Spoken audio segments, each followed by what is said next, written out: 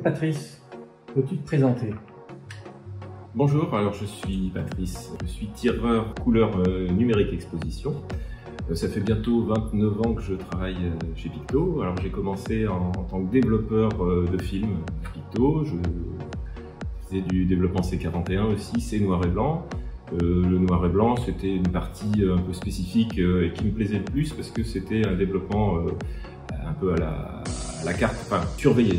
C'est-à-dire qu'on avait des lunettes infrarouges pour surveiller l'évolution du développement. C'est-à-dire que si le photographe s'était trompé, on pouvait modifier, intervenir sur son développement. Après, je suis passé à l'agrandisseur couleur en rendez-vous, et puis depuis 2003 à peu près, je fais du tirage numérique exposition.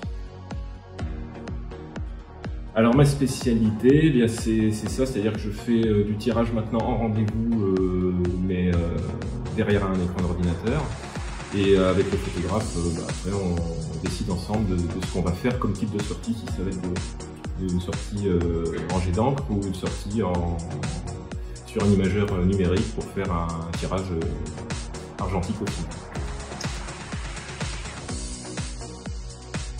J'aime bien finalement le tirage où au final on a un support argentique, c'est-à-dire qu'on peut partir d'un fichier numérique ou même d'un négatif que je numérise. Et après au final je retravaille ça sur l'ordinateur et je passe via un imageur numérique, le lambda, et qu'on utilise sur un papier photographique type Barité. Et donc au final on part d'un fichier numérique et on finit quand même avec un support argentique. Et j'aime bien cet aspect-là un peu hybride qu'on peut proposer ici.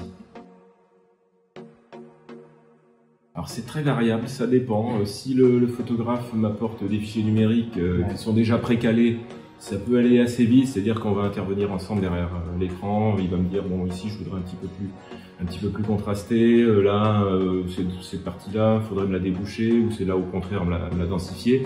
Bon, ça c'est des choses comme ça. Après on décide ensemble des papiers qu'on va utiliser. Alors, on a toute une gamme de papiers, des papiers coton, des papiers Barité, des papiers plastiques, un petit peu de tout. Donc ça fait partie des discussions possibles avec le photographe.